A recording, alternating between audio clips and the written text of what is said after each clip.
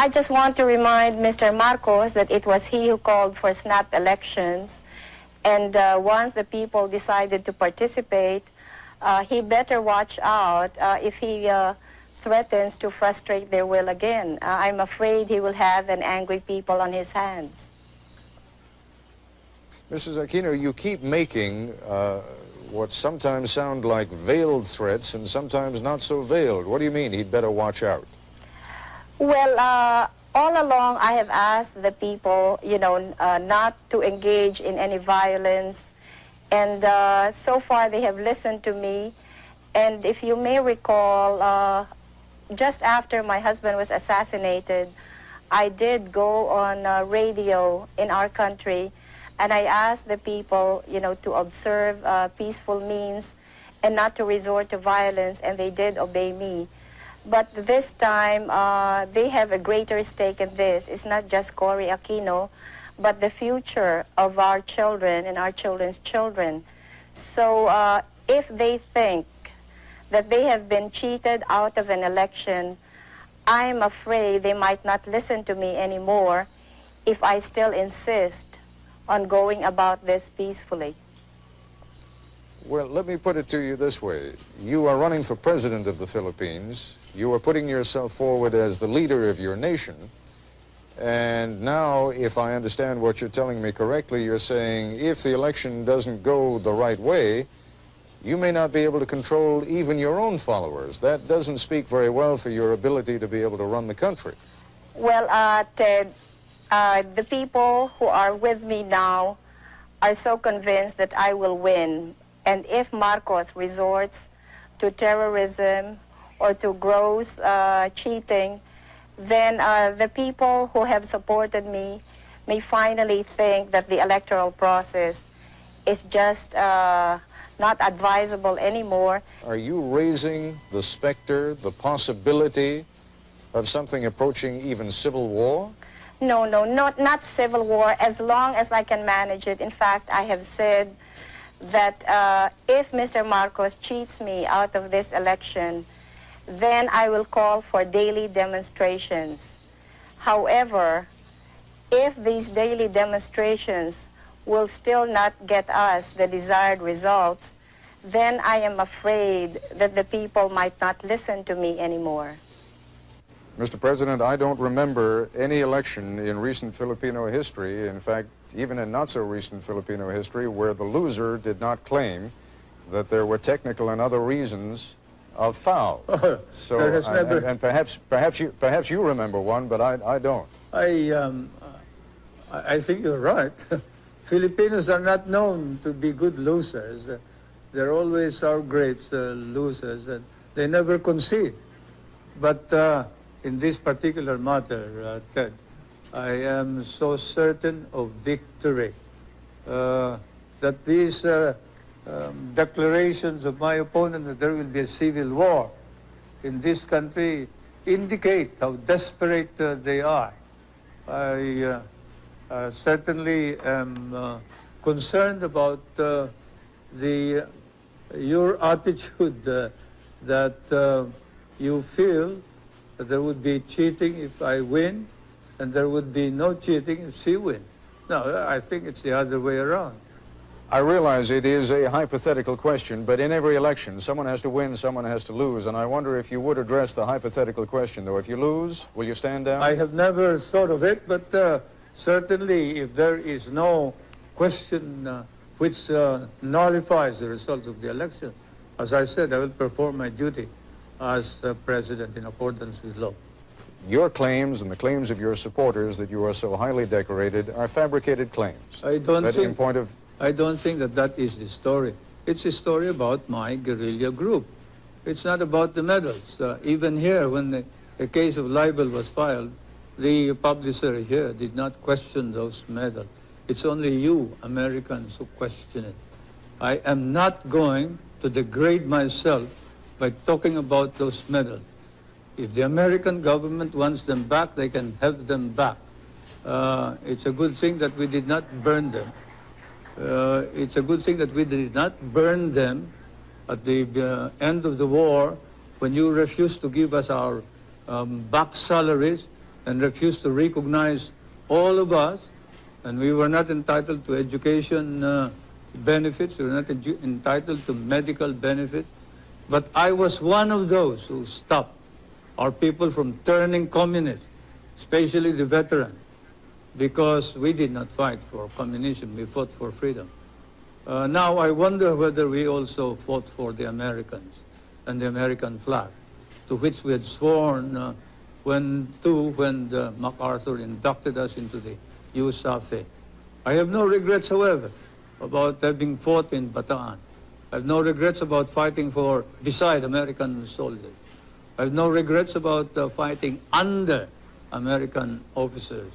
And probably if our country were ever to be attacked again, I would do the same thing. But I would certainly raise some questions about the conduct of the American government in relation to the veterans of the last war.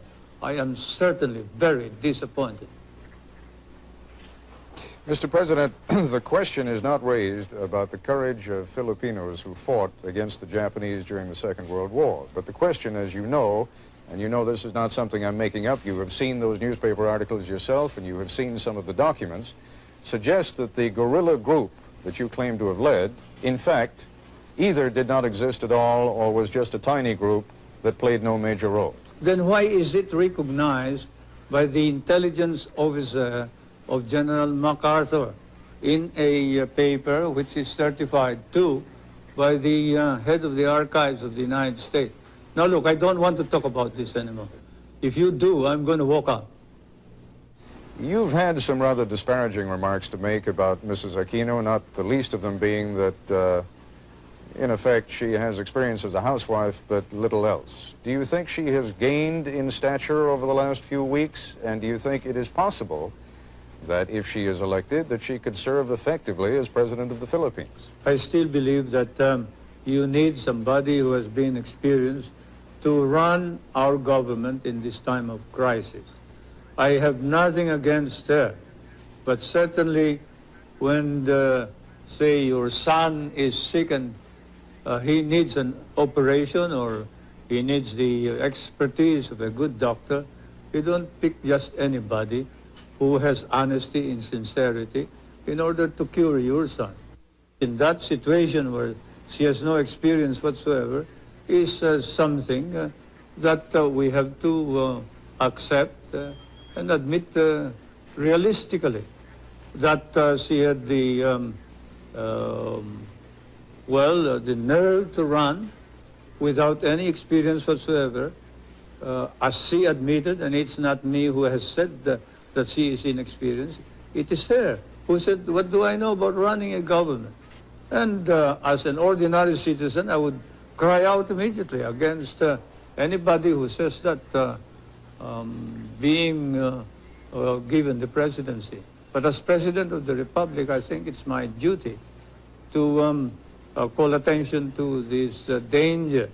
I know that you made a great deal, and it is an excellent rhetorical device, of saying, yes, you are inexperienced. You are inexperienced in corruption, you are inexperienced in crime, you are inexperienced in dictatorship. But let's be candid about it, you are also inexperienced in leadership. Now, there is a difference even between running a campaign as the widow of a martyred and beloved leader and running a country that is, as you yourself have pointed out, in a great deal of trouble. To those who are neutral about you, what do you say about your lack of experience? Well, more than experience, I think it is credibility that counts. And the truth of the matter is that the Marcos government has lost all credibility, and no way can Mr. Marcos possibly lead our country back to recovery because the Filipino people no longer believe in him. I realize that I am inexperienced, but as Mr. Marcos himself confessed, it took him 6 months to learn how to be president. And I guess I can do the same thing. As we all know, there is no school for presidents, so I don't think that should be a point against me. Your own George Washington definitely had no experience either. It is possible that he had no experience as a president, but he certainly had some experience in leadership when he became president. And you are trying to become now the leader of a fractured country, the leader of a country that has enormous economic problems, the leader of a country that is rife with corruption, as you yourself have said, the leader of a country that has so many problems that one wonders how even the most experienced leader would be able to take care of them. I don't mean to harp on it, but it is the central issue of the campaign against you. And what I would like you to focus on for a moment is not you simply as an alternative to President Marcos, but you on your own merits. I realize how many people may think that I am not, the perfect solution to everything, but let's just say I am the best available solution to our problem. There are a great many people within your own coalition, within your own party right now, who see you as a useful device for getting rid of President Marcos, but who may have plans of their own for then shuttling you aside and, having used you, then taking over power themselves. How would you prevent that from happening? Nobody can use me, and I showed this very clearly when I insisted that I would be the presidential candidate. I mean, if people wanted me to defeat Marcos, they would have to do it my way. And you can ask the politicians, the leading politicians in the opposition, how I was able to get all of them to agree that I would be the presidential candidate and not anybody else. Otherwise, we would have had two candidates instead of just one. Again, Mrs. Aquino, the point I'm making is that I can see why they would be willing to stand aside for the immediate goal of getting President Marcos out of the way. But now we're talking about real power. Now we're talking about the power of governing and leading the Republic of the Philippines. And my question is, are you confident that you can continue to rule even when some of these people are going to be trying to take power away from you? Yes, I'm very confident of that because there were no deals involved when I ran for president. So nobody has a hold on me. I am my own person. I intend to continue being that kind of person. As I said, I don't owe anybody any favors. Let's talk for a moment about the kind of relationship that a government of the Philippines under Cory Aquino would have with the United States. What kind of a relationship would you want to have with the United States? Well, I would like to continue our friendly relations with the United States, and I see no reason why that cannot be so. In fact, I would like to strengthen those relations, and definitely we will be in direct dialogue with your government, so I really see no problems there. Well, the problems again, and it seems to me that there has been a little bit of waffling on the issue of the bases over the course of the last couple of months. Would you tell me now in these final hours of the campaign precisely what your position on the bases at Subic Bay and Clark Air Force Base are? What is your position now? All right. I respect the military bases agreement, which will expire until 1991. And in the meantime, I will keep all of my options open. I know that no sovereign state can ever allow any part of its territory to be in the perpetual possession of a foreign power. And I think no ally of ours will be demanding this of me. I am not hearing from you the kind of reassurance that I think Washington really wants to hear. Now, obviously, you're under no compulsion to give it, but I wonder whether that is deliberate.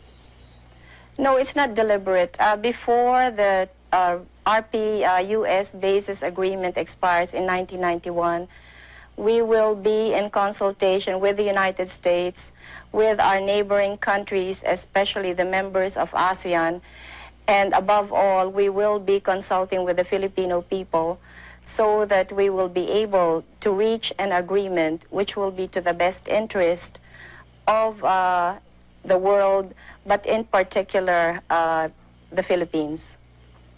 I've always maintained that those bases are needed by the two governments and probably by Asia itself. if not the world. You cannot project your naval and air power beyond the South China Sea as well as to the Indian Ocean and the Hormuz Straits in the Middle East without those bases. And we also recognize that Asian countries may be in danger if the balance of military power were not maintained between the two superpowers. And therefore, the ultimate noble purpose of all of this is to maintain that military balance in order that we can avoid war in Asia. This is to the advantage of not only the United States and the Philippines, but to the advantage of all of Asia and perhaps of the Middle East, Europe, and perhaps the world. When you hear people speculating in this country, and there has been some considerable speculation, that perhaps things are becoming a little bit too dicey in the Philippines and that the United States ought to think about putting its bases elsewhere. You take that seriously? I take it seriously, and certainly we would not stop you if you want to get out of the Philippines. Do you think that Subic and Clark can be replaced? You will not be able to find any replacement of Subic and Clark, but you are free to get out anytime you think it wise to do so. Mr. President, some would say that the gravest danger to the Philippines these days is that there is a crisis of confidence, and that what Mrs. Aquino would bring to the presidency would be a fresh breeze, and that she could get the expertise by surrounding herself with competent experts, but that what is needed is a fresh sense of trust, a sense that the corruption that is charged will be cleaned out, a sense that the cronyism that is charged will be cleaned out, a sense that the brutality that is charged against members of your armed forces and the police will be cleaned out, and that Mrs. Aquino can fulfill that role and you cannot. You, sir, are guilty of speculation and making allegations that are not proved by evidence. Corruption and hidden wealth were charges included in the impeachment proceeding. They were debated upon, and the opposition was challenged to present their evidence. They could not. There is no evidence. Even in your hearings in the House of Representatives subcommittee of Mr. Solar, Congressman Solomon and Roth, I think, have said that there is no evidence about corruption or hidden wealth, and that this is all hearsay and all rumor. Now you repeat it as if it is the gospel truth. I question your right to make this as a premise for any further questioning. I must say that hearsay, rumors, speculation as a basis for a question by reputable newspapers and foreign correspondents should have no place in a society like ours. Your society Mr. and President, ours. you are quite right. If I were the only one raising those questions, there would be no point in raising them at all. The number does not matter, Ted. Whether 1,000 people raise it, if there is no evidence, then it is false. Whether it is raised by 10,000 people, if there is no evidence, then it is patently false. Numbers do not matter. It is evidence that matters. And you don't have any evidence. Mr. Solars has no evidence. The opposition has no evidence.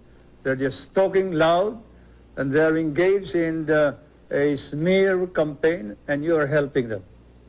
Mr. Solars claims that he has testimony from someone who met with who claims that he has testimony from someone who met with your wife, Mrs. Marcos, who spoke to him of properties that you hold through other names in New York, and that Mrs. Marcos said to this man who testified before the committee that she expected by 1987 to have $70 million worth in profits on those properties. Now that is the testimony. You're saying there is no testimony. It may be inaccurate, but the testimony, sir, is there. The witness, when asked by Congressman Solomon whether there is any evidence whatsoever proving this. Said, I merely heard it. It is something that I heard from somebody. I do not know your sources of information. You may be more accurate than I am. But certainly, I don't consider that evidence which ties us up to the ownership of any of these properties. We are looking into the manner in which the evidence has been obtained by some of your investigators and some of your foreign correspondents, your newspaper men. And then after the elections, we will then look into the legal aspects of the coercion and intimidation that has been going on against some of the witnesses. But anyway, whatever it is, I deny categorically any speculations of the corruption and hidden wealth that is being alleged, so much so that the opposition members of the Batasan, the legislature, are now facing perjury cases in our courts, and we are going to see to it that these cases will be pushed through. There have been charges by both sides, against both sides, of corruption in the voting process. How is it going to be possible for anyone ever to be satisfied that this was an honest election, even if it were?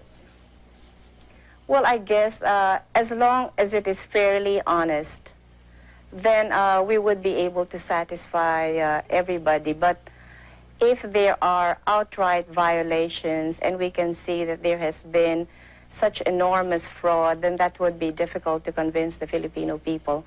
But as I said earlier, since there are so many people personally involved in these elections, then we will see people power working to make sure that we get as clean and honest elections as possible. How much fraud, how much corruption in the process are you prepared to accept? Well, that all depends, Ted. Naturally, I cannot envision what Mr. Marcos is going to do. So I cannot say right now just what it is that I will be able to accept or what I will totally reject.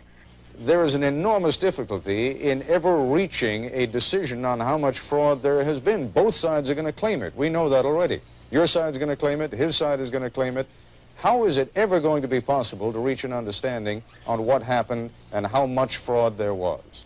Well, Ted, we all know who is the real power in this country, and it's a one-man power. So since he controls almost everything in this country, it is really unthinkable that we in the opposition, you know, can manage cheating the way he is accusing us of. He controls COMELEC, and he has all of the government forces behind him. So how can he possibly accuse us of committing fraud? Well, if he has all the power, as you say, and if you already believe that he is committed to win this election by whatever means he can, then how is it possible that you're going to win? Well, as I've been saying all along, it's people power that has finally emerged in this past campaign. And there will be many of these people who will be poll watchers in the coming elections. So they will be guarding their respective polling precincts, and they will also be watching the tabulations. So I am counting on all of these people to help us get an accurate count. What happened during the campaign with regard to media coverage? President Marcos has told me that you have certainly had access to the television and radio stations, and he denies categorically that you have been kept off. Well, you know, take for example the question of rallies and ours last night. I don't know if you were given a minute or two, but normally all of President Marcos's speeches are covered in full. So I'll be lucky if I can have a sentence or two. We both addressed the Chamber of Industries, and his speech was covered in full. I think I had two sentences which I was allowed to, well, which local television aired. Maybe I can refer back to my husband's own funeral, where the Filipino people saw nothing of my husband's funeral, but which was viewed throughout the world. So things haven't changed much since that time. And I'm really lucky if I can get my face on television. What they are doing to me now is that they use some of my video shots and they impose it on their on their commercials, and then they have somebody pretending to be me and, you know, talking as if it were Cory Aquino. And there's nothing I can do about it because all of media is, well, all of television is under the control of Mr. Marcos.